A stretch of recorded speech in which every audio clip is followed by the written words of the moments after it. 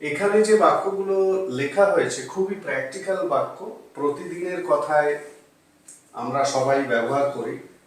যেমন ধরো, লিখতে লিখতে শিখবে, পড়তে পড়তে জানবে, ও শুনে শুনে হিন্দি শিখেছিল, ওরা দেখে দেখে লিখেছিল, হাঁটতে হাঁটতে যাও, দেখতে দেখতে যাও, ইত্যাদি।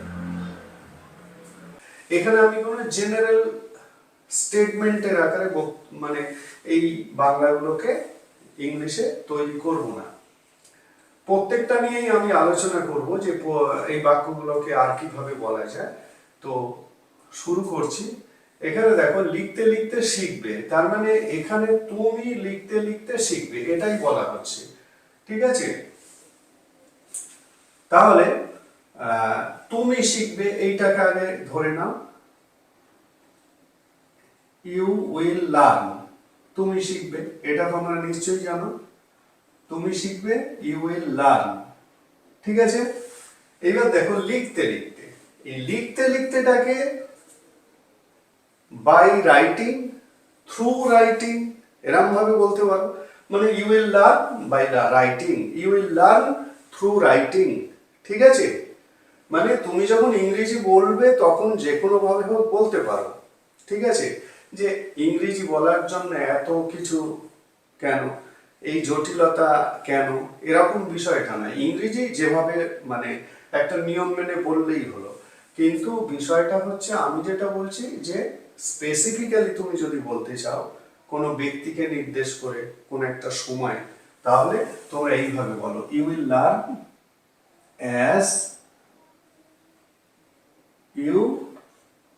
You write. ঠিক আছে? এইটাকে বলা হচ্ছে ন্যারেটিভ স্টাইল।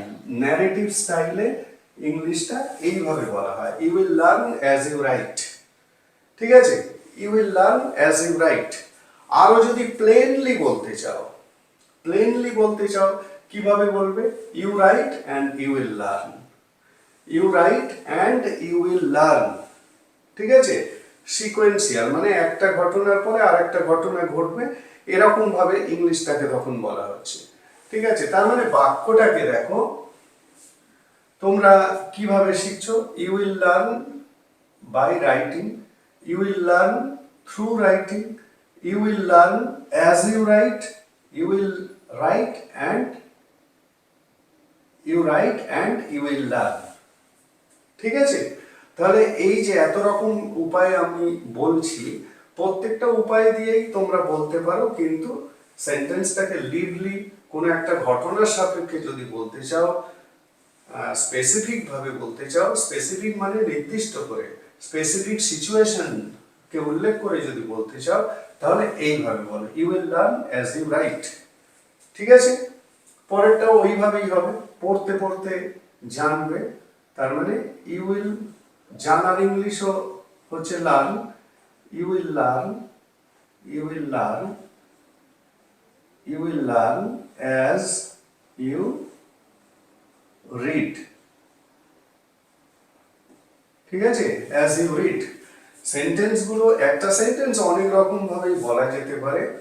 তো কোন বলাটা মানুষের মনকে বেশি আকর্ষণ করে, কোন বলার মধ্যে একটা প্রাণ থাকে, কোন বলাটা লিভলি বা জীবন্ত বা ফিল করা যায়, সেইটা কিন্তু একটা ম্যাটার করে অনেক ক্ষেত্রে। ঠিক আছে? তার মানে দুটো আমি ফিউচারে দেখালাম। ঠিক আছে? প্রথম দুটো কিসে? ফিউচারের ওপর হলো। এবার দেখো, ও শুনে শুনে হিন্দি শিখেছিল। এখানে দেখো, শোনার মাধ্যমে হিন্দি শিখেছিল বা শোনার দ্বারা, মানে by means of, by method of, এরকম একটা কিছু কিন্তু এখানে যেন রয়েছে। ঠিক আছে? নিশ্চয়ই এইভাবেই তোমরা বুঝছো, ও শুনে শুনে হিন্দি শিখেছিল। তো এটাকেও তোমরা by listening he learned Hindi. ঠিক আছে? এরকম ভাবে বলে দিতে পারো। কিন্তু আমি কিভাবে লিখবো, আমি কিভাবে বলবো, আমি এই রকম প্যাটার্নে বলবো। প্যাটার্নটা কি? Subject verb, as subject verb, এই প্যাটার্নে বলবো। মানে আমি যে প্যাটার্নটা ফলো করছি এখানে লিখে দিচ্ছি, subject verb plus as plus subject plus verb.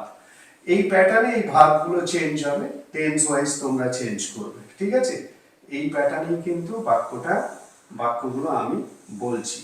এই প্যাটার্নটা ন্যারেটিভ স্টাইলে বেশি ব্যবহার হয়, মানে কোনো কিছুর বর্ণনায়, অভিজ্ঞতা, ভালো লাগা, কোনো ইচ্ছের বর্ণনায় আমরা এইভাবে বর্ণনা করি, ঠিক আছে? কোনো ঘটনার বর্ণনা।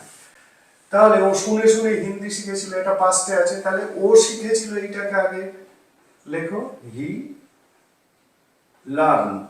লার্ন ভার্বটা অনেক বেশি ইউজ হচ্ছে এখানে।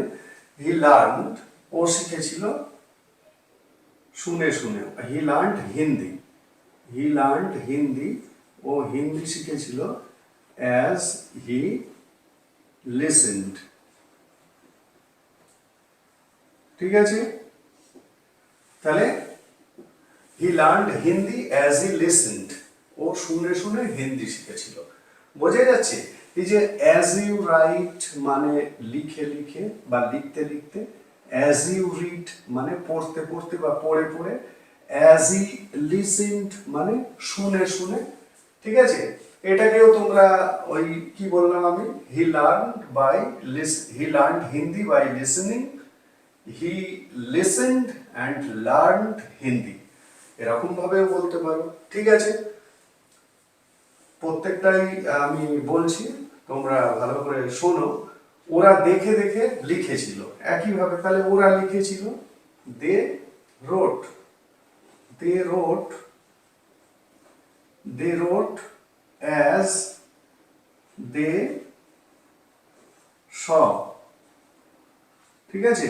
As they saw, they রোট as they স, ওরা দেখে দেখে লিখেছিল।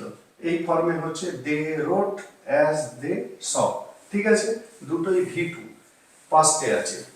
ওই একইভাবে দে রোট বাই সেইং, ঠিক আছে? দে স অ্যান্ড দে রোট, বোঝা গেল? এবার দেখো, হাঁটতে হাঁটতে যাও। কাউকে তোমরা নিশ্চয়ই বলতে শুনবে এরকম, হাঁটতে হাঁটতে যাও, দেখতে দেখতে যাও, থেমে থেমে যাও। এই যে ইংলিশগুলো বলা হচ্ছে, এই ইংলিশগুলো কিভাবে বলবে? তাহলে হাঁটতে হাঁটতে যাও, এটাকে দেখো, এটা কিন্তু এখানে যাওয়া ভাবটা মানে ওয়াক, এটাও যাওয়া, আবার গো এটাও যাওয়া। তো আমরা ওয়াকটাকে আগে লিখছি, walk as you go, walk as you go, এটা কিন্তু এইভাবেই লিখতে হবে। ওয়াক অ্যাজ ইউ গো মানে এইভাবেই বলতে হবে, ওয়াক অ্যাজ ইউ গো মানেই হচ্ছে হাঁটতে হাঁটতে যাও, ঠিক আছে? পরেরটা দেখো, দেখতে দেখতে যাও। তাহলে এখানে দেখতে দেখতে যাও, যাও মানেই হচ্ছে হাঁটো, মানে এগিয়ে যাও, প্রসিড, বা এখানে ওয়াকই লেখো, ওয়াক অ্যাজ ইউ সি, ঠিক আছে? Walk as you see. তো অনেক ক্ষেত্রে হোয়াইল যোগ করে, মানে দুটো কাজ যেহেতু একসঙ্গে চলছে হচ্ছে, তাহলে হোয়াইল প্লাস ভার্ব আইএনজি এইভাবেও বলা যেতে পারে। তো এক্ষেত্রে সেইটাই, মানে হোয়াইল যোগ করে তোমরা বলতে পারো। বোঝা গেল? তো আশা করি এই ভিডিও দেখে তোমরা একটা নতুন ভাবে ইংরেজি তৈরির পদ্ধতি জানলে, আশা করি আমি। তো সেই পদ্ধতিটার মাধ্যমে এইটা মনে রাখবে যে তোমরা যদি ন্যারেটিভলি বলতে চাও, তোমরা যদি লিভলি কোনো সেন্টেন্স বলতে চাও, তোমরা যদি ন্যাচারাল এবং যে সেন্টেন্সের মাধ্যমে ফিল করানো যায় সেরকম সেন্টেন্স বলতে চাও, এই ধরনের বাক্যগুলো ক্ষেত্রে, তাহলে এই স্ট্রাকচারে ইংলিশটা বলো, এই স্ট্রাকচারে ইংলিশটা বলো। তাহলে এই ভিডিওটার উদ্দেশ্য ছিল যে এই নতুন একটা স্ট্রাকচার শিখিয়ে দেওয়া, এর পাশাপাশি অন্য স্ট্রাকচারগুলো নিয়েও আলোচনা করা। আশা করি এই ভিডিওটা থেকে তোমরা জানতে পারলে যে এই ধরনের বাক্যগুলোকে এইভাবেও বলা যায়। তো এরপর থেকে তোমরা এই রকম বাক্য এইভাবে বলার চেষ্টা করবে।